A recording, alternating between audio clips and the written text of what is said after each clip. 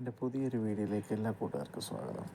ഇന്നൊരു സിമ്പിളായിട്ട് ഉണ്ടാക്കാൻ പറ്റിയൊരു മീൻകറി റെസിപ്പിയുമായിട്ടാണ് ഞാൻ വന്നിരിക്കുന്നത്.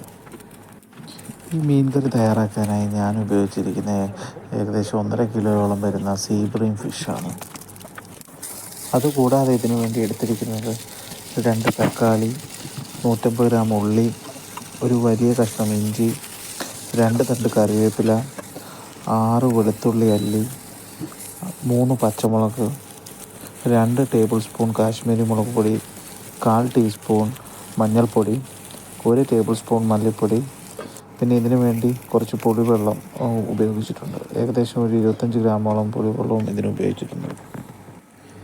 ഇനി ഇത് തയ്യാറാക്കാൻ വേണ്ടി ഒരു പാത്രത്തിൽ ആവശ്യത്തിന് വെള്ളം വെച്ച് കുറച്ച് മഞ്ഞൾപ്പൊടിയും കുറച്ച് ഉപ്പും കഴുകി വൃത്തിയാക്കിയ മീനും ഇട്ട് വേവിക്കാൻ വയ്ക്കുക. ഇതിലേക്ക് കുറച്ച് കറിവേപ്പിലയും പച്ചമുളകും ഇട്ട് കൊടുക്കുക.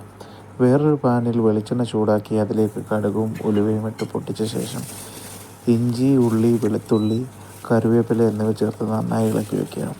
അതിലേക്ക് 1/4 ടീസ്പൂൺ മഞ്ഞൾപ്പൊടിയും 2 ടേബിൾ സ്പൂൺ കാശ്മീരി മുളക് പൊടിയും 1 ടേബിൾ സ്പൂൺ മല്ലിപ്പൊടിയും ഇട്ട് ഇളക്കി മസാല മൂത്ത് വരുമ്പോൾ അതിലേക്ക് 3 തക്കാളി അരിഞ്ഞതും കുറച്ച് മീൻ വേവിക്കാൻ വെച്ച വെള്ളവും ചേർത്ത് നല്ലതുപോലെ തിളപ്പിക്കണം. ഇതിലേക്ക് പുളിയുടെ വെള്ളവും ചേർത്ത് ജസ്റ്റ് ചൂടാക്കുക.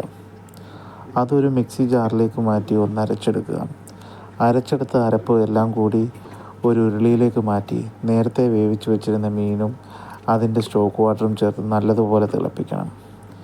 മീൻ വെന്ത് കഴിഞ്ഞാൽ തീ അണച്ച് കുറച്ച് കറിവേപ്പിലയും പച്ച വെളിച്ചെണ്ണയും ചേർത്ത് അടച്ചു വയ്ക്കുക. അപ്പോഴേക്കും ഇന്നത്തെ വീഡിയോ ഇവിടെ നിർത്തുന്നു. എല്ലാവരും വീഡിയോ ഇഷ്ടപ്പെട്ടാൽ ലൈക്കും സപ്പോർട്ടും ചെയ്യണം. ഇനി പുതിയൊരു റെസിപ്പിയുമായിട്ട് വീണ്ടും നമുക്ക് കാണാം. അപ്പോൾ എല്ലാവർക്കും ബൈ ബൈ.